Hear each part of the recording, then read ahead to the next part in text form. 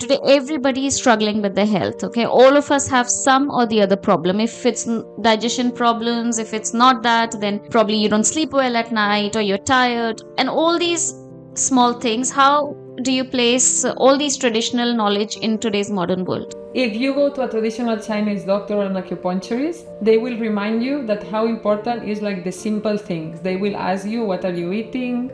How are you eating? What do you enjoy in doing? Basic questions. Then they also pay a lot of attention in this prevention: food, sleep, exercise. These three key parts. What it means to be a man and what it means to be a woman, like how women need to be more feminine, men need to be more masculine. What do you think about that as per your Chinese medicine? In couples, it's important that there is a balance. Doesn't matter who is having this role. And maybe there are different phases, that there are different roles. When I observe in myself that in some groups I'm more the yang, and in some groups I'm more the yin. Do you feel at times Ayurveda and Chinese medicine, they clash with each other? Is there any instant where they don't say the same things?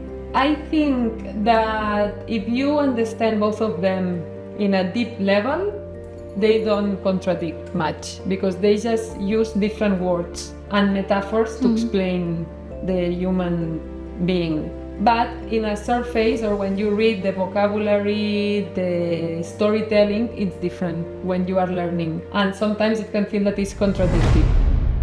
Hi everyone. We're going to have a fun conversation today because the person I'm talking to happens to be a very dear friend of mine. I'll move on to her to let her introduce herself. Hi Bruna, thank you so much for joining me today.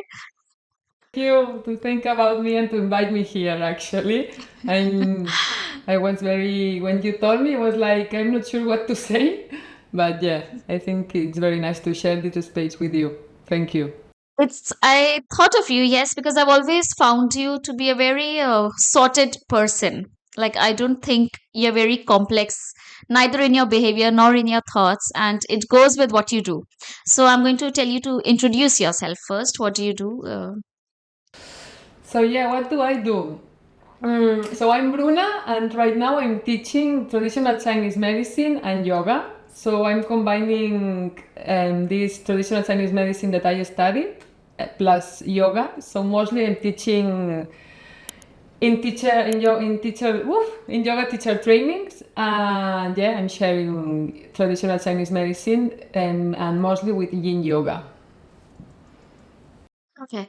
And how did you get into the traditional Chinese medicine and yoga? Were you always inclined towards alternative medicine, or was it something that just came to you one day? Hmm. So when I was 18, I went to India and I was there for 3 months. And then I got introduced to Ayurveda and I wanted to study Ayurveda. I just finished my high school and then I was in Kerala and I was very lucky and I just went to a university and I really liked it. They were like farming, it was a proper Ayurveda college and I wanted to study there Ayurveda. And then I applied for it and I don't know why they didn't allow me. Actually, I had like an interview with the manager and he said, no, you come next year. And I was like, but I have all my papers, And he was like, no, you are not ready next year. And I said, okay, so yeah, what to do? And then I went back to Barcelona and I studied nutrition. At the end, I didn't wait 1 year because it was that moment in my life that I thought that 1 year was a lot. And I was like, I will not wait 1 year. I will just study nutrition. But in my mind, I had this idea of the Ayurveda approach, this like more holistic way of food and lifestyle. And then I did my 4 years of nutrition in Barcelona University. And I learned a lot, but I didn't learn anything about holistic medicine because actually in nutrition in Barcelona, what I learned is a lot of small molecules and active principles, very small things. I wanted to see some big picture of life and I just get introduced to very small particulars. I learned a lot, I enjoyed. But then something was missing, and when I finished nutrition, I joined a 1 year course that it was like naturopathy, and they were teaching a lot of small things like homeopathy, herbal medicine, and one of the subjects was traditional Chinese medicine. And I had a very good teacher. And I was like, okay, this is what I want to study now. And thanks of him, actually, I really enjoyed how he was sharing traditional Chinese medicine. And then I joined a master in acupuncture and Chinese medicine in Barcelona. I did 3 years, and then I went to China to keep studying there. And I was in China for 1 year and a half. So yeah. Okay. That's amazing. So you went to China as well, and you continued over there. What was it? Was it a PhD or? Yeah, I started my PhD, but I didn't Okay. finish. So I finished my master's. And then actually when I arrived to China, my intention was to do just 1 year, like 1 year Yeah. practical. But then when I was there, they said, you can join a PhD if you want. And then I was like, wow, great, I will do it. Because my first year in China, I really enjoyed a lot. It was very magical for me to be there in the hospital with a lot of patients, with this moxibustion smell. For me, Yeah, China was yeah. very, very different. Like when I went to India, I felt it was different, but I felt still close to it. In China, I felt like, Okay. oh my God, I'm in another planet. And Yeah.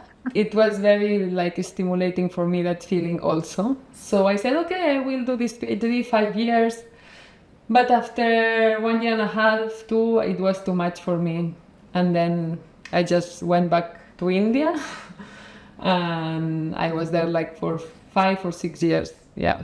So then, how did yoga happen after China when you arrived to India?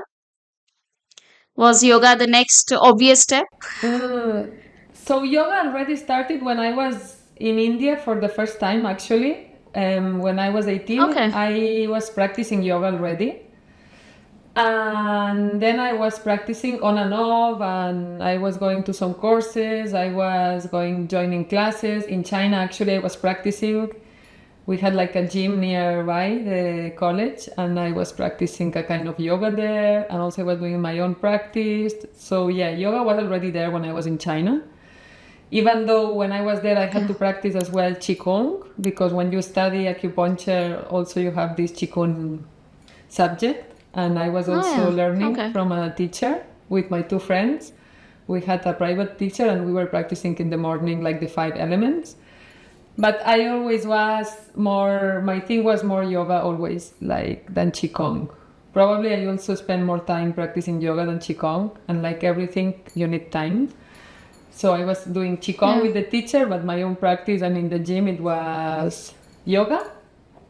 And then one February, like in China, February usually is a month off in the university because it's just like this new year. And yeah, I went to India for a yoga teacher training course, 200 hours in Rishikesh with a very nice, good teacher. And my idea was not to teach yoga, it was just for me. And they told me that it was a good teacher with a lot of philosophy and very simple practice, that is what I like, not fancy asanas. And then I went there, I did 1 month, and I was like, okay, I like it, but I never thought about teaching yoga. It was not my thing. I thought that I was more into therapeutical stuff, one-to-one. Yeah. And Yeah. I always imagined myself working like a therapist, but for the last almost 9-10 years, I've been more like a teacher than a therapist. Or maybe both, but more like a teacher. So yeah, this is how yoga came. And how do you manage now with have you been able to merge your knowledge of Chinese medicine and Ayurveda and yoga, or do you keep it separate? How do you work? I keep it together mostly because I teach making this bridge between one and the other. But I'm always very clear Okay. when I teach Chinese medicine into a Yin course, for example, that we talk about meridians. I always make very clear that Chinese medicine, it has Qigong, Ayurveda, it has yoga. So they are already complete systems. They are not very far Okay. away one from another, but they are different. And that nowadays we are mixing them. I don't think it's bad, but it's a thing that we are doing. No, that Yeah. if you go to a traditional Chinese doctor, they will recommend you to practice Qigong. And if you go to an Ayurvedic Yeah. practitioner, they will recommend you to practice yoga. No? And nowadays, Hmm. me and others, we are mixing. And I think it works. And for me, one of the nice things of teaching Chinese medicine is that it opens a new perspective to students. So I think it's very healthy for all of us to see life from another perspective. And Chinese medicine, also Ayurveda, they have another perspective, and I think and that's why people love it, I think, because it helps you to see things in another way. Like with this theory of 5 elements, that everything is interconnected, that the important things are the relationships between the elements, how do we interact to each other, all this knowledge, wisdom that Chinese medicine has. And it helps a lot in a personal level when you study it. And how did it affect you in your personal life? Because, like I started this conversation, I started it by saying that I always found you very sorted, like a very calm personality. Were you always like this? No. I like that you think that I'm calm. I'm calm in some things, and I have also a lot of, how to say, I think I'm very similar than you in the aspect that we like to do things, no? That we like to keep moving, no? Like this feeling that, and I have this. So I'm always in some little project. I like to see myself and my people around me like making steps, no? I like this way of staying that sometimes I can feel that, oh, why you are not more calm and enjoying what you have, already. This is sometimes two faces of the same person.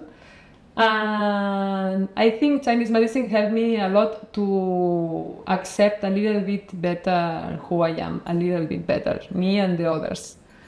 But this traditional Chinese medicine respects a lot how we are and how we are as a unique being, and that we are a gift for the world, all of us. And I think this is what helped me to accept me and the others a little bit more. Still a lot to do, but I think this is what helped me more. And do you feel at times Ayurveda and Chinese medicine, they clash with each other? Is there any instant where they don't say the same things? Actually, the 5 elements theory, it's already different. No, we don't have the same elements in Ayurveda and in Chinese medicine. In Chinese medicine, we have metal and wood, and in Ayurveda, we don't. I think that if you understand both of them in a deep level, they don't contradict much, because they just use different words and metaphors to explain the human being. But in a surface, or when you read the vocabulary, the storytelling, it's different when you are learning. And sometimes it can feel that it's contradictory. For me, how I look into it is like we have a mountain that is our being, and you can have a mountain where you can have a map of the flowers, a map of the how to hike, a map of the birds. And these maps are showing the same mountain, but different aspects of it, no? But it's the same mountain. They are talking about the same. So for me, it's the same with Ayurveda and Chinese medicine. They talk about the same. They just point out different things, but if you put one on the top of the other, they're talking about the same mountain, about the same being, and quite similar approach. So, yeah. Okay. So let's talk a bit about your time in India, because you were there for a long time. That's where I met you. And we started with a prenatal yoga teacher training, and somehow we became friends, and then we stuck for a long time. How was that experience? Being in India for so long and then coming back to Europe. I enjoyed my time in India a lot. Actually, I'm going there in 3 weeks again for 2 months and a half. So, yeah, I felt very connected to India. I know it sounds like a cliche, but when I was there first time when I was 18, I had this idea of I want to be here, and then I went back after almost 7-8 years, and when I just landed, I was like, wow, I forgot I wanted to be here. I really like I really feel good and I like the different kind of people. I like the colors. I like the conversations. I like how Indians look at things. This very big, different kind of beings at the same place. Yeah, I like. I feel I know that India has many faces, and this is just my perspective from me being from Barcelona. I mean, I know that there are many things, many layers. So, but I always felt that India is very accepting in general. Yeah. I guess because there's so many types of people in India themselves, plus so many schools of thought, so many different philosophies that exist at the same time. So I guess it's easier for them to be accepting of people from other places. I mean, there's less judgment. I think there's a lot of curiosity. So that makes them more accepting. Maybe I'm wrong, but yeah, that's what I think. So, but you've traveled extensively in Asia, not just India and China. You've been to a lot of other places now. In India, and then I also went to Nepal, to Thailand, to Bali. Yeah, but always like for a short time, and then back to India. Yeah. So now coming back to Barcelona. Coming back to Barcelona, it was difficult because it was during COVID. That's why I came back. And it was Yeah. like April 2020 that it was a difficult decision because I was living there and then I had the option to come back. So it was difficult. But I really, now that I'm here, also I don't live in a city, I live in the countryside. So I also changed a little bit the life that I have here now in Barcelona. When I went to Asia, I was in a city. Now I'm in the countryside. But coming back to Europe, I also enjoy some things that before I didn't notice. So now I really like olive oil. I really like having my family. I have a very big family, and I really appreciate having them nearby. This is something that when I was there, I miss them, but I was not so aware how much I really need them. Now that I have them nearby, I realize that they are very, very important. I'm very happy to have them close by, and also my friends from childhood. I have many friends from childhood, and we are still friends, and this is also very nice. And yeah, sometimes I feel that here I'm much fast. It's like my life is, I do more things in India. It was okay for me to be a little bit more relaxed. Here sometimes it's difficult. I feel a little bit guilty if I'm not productive. I need to remind myself that I'm not here to be just productive. But in Europe, I feel that's why I like going back to India when I can, because there I can be a little bit more contemplating, and it's easier for me to slow down. Here it's a little bit more difficult. Everything goes very fast. Yeah. Do you think this coming back and then realizing how much you need your family and because I remember when we used to speak in India, we would also talk about the problem with having a large family and normal things that friends talk about families and stuff. And but now that you're back and you think how much you need them and stuff, do you think it's also part of the healing that you have gone through with all the practices that you've done, even with yourself over the years? I think this accepting myself a little bit more, this helps me to be able to enjoy my family and my friends from a better place and to be more open. And yes, for sure. I think it helped me to be these years a little bit far away from all this reality, because I could find myself better. Maybe here also, I don't know, because I was not here. But this perspective also, when I was in India for all these years, people didn't know who I was here, no? So it's a great opportunity when you're in a place and people, they don't know anything about you. Now with Instagram, it's getting difficult actually. When I was in India, I didn't have Instagram and I had a Facebook account, but I was not using it. So we didn't know about each other. No, when we met with you also, we didn't have this Instagram. Yeah. Now when you meet somebody, you need to be careful, because if you go to Instagram, you already know all this information. Yeah, but I think it's a great opportunity if you are in a place and you are just you at that moment. They don't know all your background, and you just start from a fresh start, and they don't look at you from the same perspective that when you were 15 years old. This was very nice. This was very important for me. Traveling, also you meet a lot of people, no, that they are very different from your friends and your town.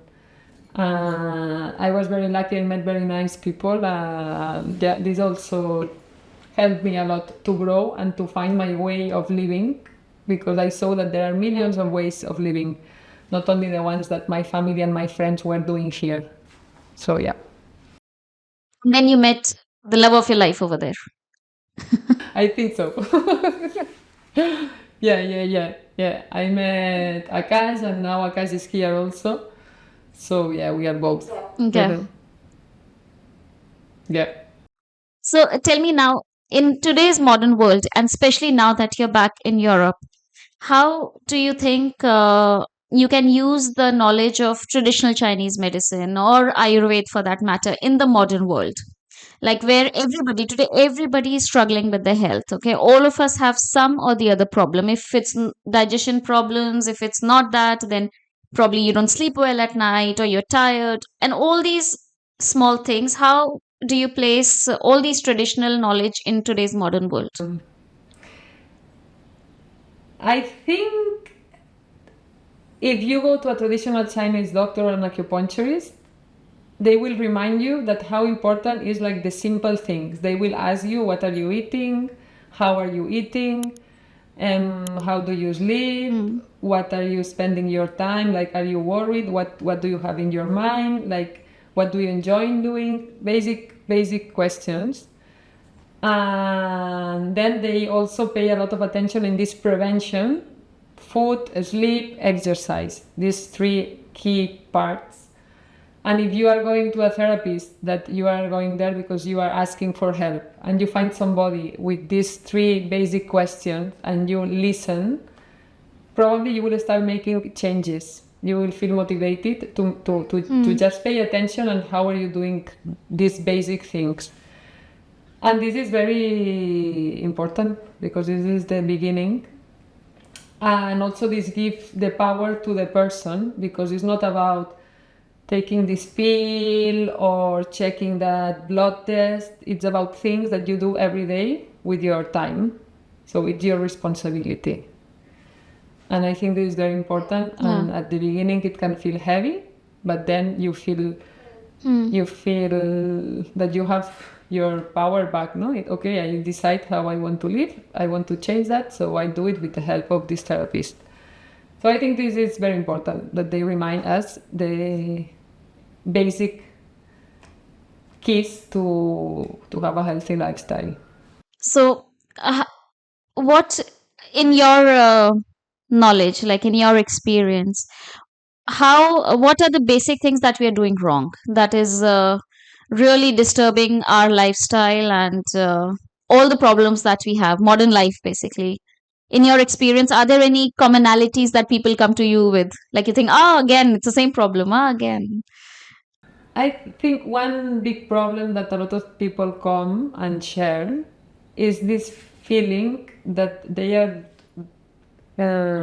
living in a way, and at the same time they want to live in another way, and at the same time in another way. You know, it's very difficult to find somebody who feel satisfied. I'm doing this. I chose this in my life, and I'm just walking this path. No work, studies, family. There is always I'm doing that, but I want to do that also, and a little. We also call it like lack of commitment, but sometimes it's like that we are a little bit lost, and we want to be in many places doing many things at the same time, and this creates it's tiring for the body and the mind because we are not doing one thing, we are doing five, and when we are tired, life it's not so easy to serve, no. So I think being tired is one of the main problems that we have nowadays. And the question, why are we tired? Maybe it's because of this, because we are having many lives, no? We want to work, study, have family, also to be sporty, to learn a language, to all at the same time. And there are some people that they can manage because they have the power and the energy, but most of us, we don't have this power. We need to really rest, and we need to enjoy what we do, and maybe in 10 years we do another thing, but just try to enjoy what we have now. So I think the biggest problem is that people are tired. We are tired. It's very common that that the energy, the vitality is quite low. Yeah. And what is the solution to that? To be content? I think to be content, to make things simple, to understand that to enjoy, it's possible to enjoy if we are enjoying one thing. To enjoy 5 things at the same time is, I don't know if it's possible for somebody, but usually it's difficult, no? If you want to play with 5 toys, you will not have fun, no, with the 5 of them. So, I think to have simple pleasures and be with one thing, and then we will have more energy, and then when we have more energy we enjoy more because we have more vitality. And is it also that all body types are different? Every body is different, and we all have different limitations. Basically, not all of us are meant to achieve the same things, which something we've lost because of social media. Because social media, we're all competing with each other all the time. Social media is another problem. It's not a problem, but it makes our problems more difficult for sure. Bigger. Because we compare all the time. It's made for that, and we are just doing it. We have different purposes, we have different ways of doing things, and we should be connected to what we do and how we do it. It sounds simple, but then... Yeah, but it's not. Yeah. Especially also the whole debate between what it means to be a man and what it means to be a woman. Like how women need to be more feminine, men need to be more masculine. What do you think about that as per your Chinese medicine?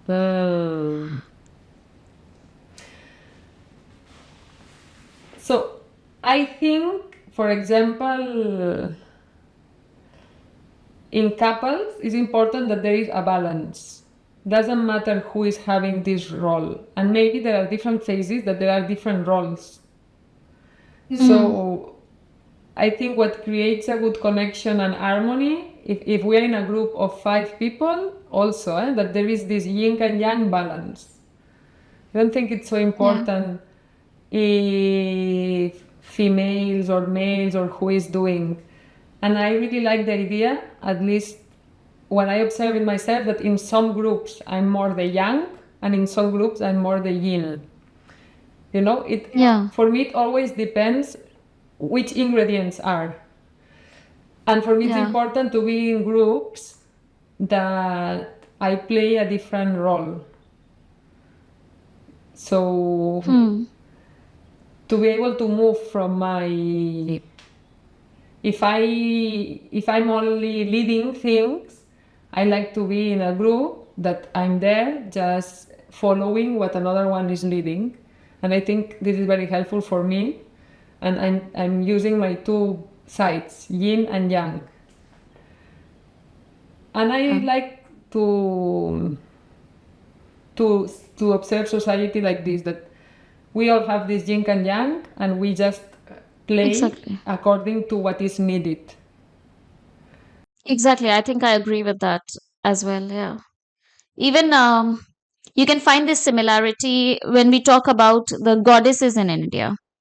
Especially now with Navratri just finishing, if you were following that, the 9 nights of the goddess, and you see the goddess is in a different form all the time.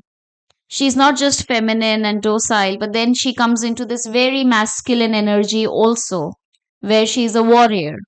And so, yeah, I kind of agree with that because all of us have this yin and yang, and all of us have this masculine feminine energy, and we all take up different roles as the situation demands. And putting us into a thing saying women need to be like that or men need to be like that, it's just creating divisions. And correct me if I'm wrong, I somehow also feel it's coming more from the West. I feel the West, for some reason, has been a very patriarchal society, even though they think we are the backward countries of the East and everything, where women don't have rights or don't have an opinion. I still feel, and especially now after I live here, that the West is a very masculine society, is a very patriarchal society, and they have really, sort of given these roles that women are supposed to be this, men are supposed to be this. And here, for women to find their voice, they somehow are losing their femininity. And men also, Whereas and not only females, men. Yeah, exactly. Yeah. But whereas in the Eastern societies, I feel it's accepted that the woman can be a warrior and can be feminine at the same time.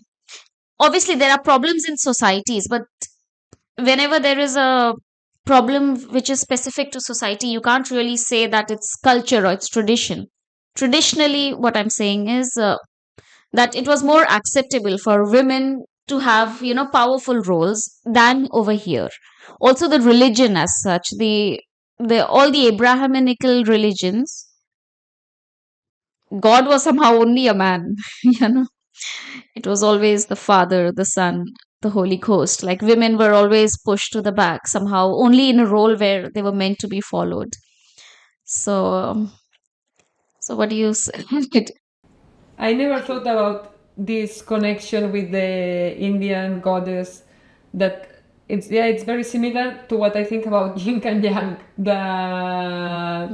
They're just phases, and a healthy society and a healthy person for me is somebody who is able to adapt to what is needed in the society, in the family, in the also this more warrior attitude sometimes is a healing attitude that you need for your being to have it. So yeah. And this yin and yang in the West, it's, I think, because the men went to one extreme and then the females into the other extreme, because we always want to have a balance tally, we always want to have something balanced there. And then if one go to extreme, the other one needs to go to the other extreme. If we are all able to move from one side to another, then we can all play in a more smooth way. Now I have this quality, then the other one. So I do think that in the East, men and females, men are less yang and females are less yin. Yeah, I think it's not like divided like this. Yeah, even in South America, for that matter, I guess. That's why. Have you heard those things where they talk about the women being very strong, and it's only they talk like that in Eastern societies and South American, where it's still very cultural and very traditional. Where they say, "Oh, these women, they're strong, they're fiery women." They talk like that about women.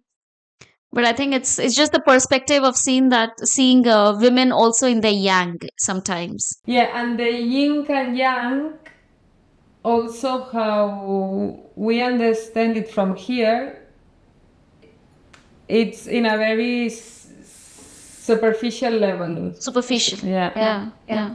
Yeah. It's something to reflect to. It's very the line is not a straight line. It's like this, and you can think, and Yeah. it's yeah. There is a little bit of misunderstanding about this. Huh. Yeah. Yeah, and yeah. I Yes. think if we allow ourselves to be a little bit more spontaneous, and we all will feel yin and yang because we are yin and yang, and we'll be able to do what is needed. So yeah. So for Yeah. example, I'm the Yeah. youngest in my siblings. We are six, and I'm the youngest. And when I'm in that family system, I have some qualities, and when I'm in another system, I have another one. So, and I think this is healthy Yeah. that nobody stays in one. I think it's hard when they say you need to be in you are this role. This will not help me and will not help people around me because I have more to offer. Yeah. So, what, according to you, a healthy person looks like? Like, even when you're treating people, like, I don't know so much about Chinese medicine, but in Ayurveda, they talk about the three doshas. So you're trying to balance the doshas all the time, the pitta, vata, kapha. So, according to you, what does a healthy person look like? A healthy person is somebody who has vitality, that they are you can see that they are connected to the moment. I know that this sounds but that you can see that they are the reality, that they are here, that they are present, that they have this look, that they are here, that they are present, that they are connected. And usually they move in a very beautiful way that you want to look at them, like how the expressions, the hands. And they also have the will of helping others. I think this is also a sign of a healthy person, because that means that they feel that they have enough and that they can share love, help, whatever, but they are not isolated. They have this open manner, and yeah, and that they adapt. They don't get stuck into things. They just keep flowing, and they have some determination, but always adapting, and no fight, not a lot of inner fight. Yeah. Yeah, I guess that's very important. Inner fight. Yeah, that's something to think about as well. So, Bruna, do you have any upcoming courses, and where do you teach now? Do you teach only in Barcelona or? I teach in Barcelona, in Tarragona, that is a town 1 hour south from Barcelona, and I'm also doing some courses in Germany and also in Cádiz, in south of Spain. So mostly I'm teaching 5 elements, the theory of 5 elements, and also we talk about yin and yang and Yin Yoga. And yeah, then I also teach some longer courses, but these are only for residents in Barcelona. So yeah, the ones that I'm teaching open to everybody are near Barcelona, Cádiz, south of Spain, and Germany. Okay, and do you do any online courses? Maybe 2020, maybe next year, there will be one online course. Yeah. And maybe I come to Sanskriti. Yes, that will be a pleasure. Yes. Website will be there like next week, I think. So you will see all my courses there. Bruna Pons movement. Okay. And that's your Instagram handle as well. Exactly. Yeah. Okay. Thank you so much, Bruna. Thank you for taking out time to talk to us today. It was a real pleasure. Thank you so much. Thank you very much. Thank you.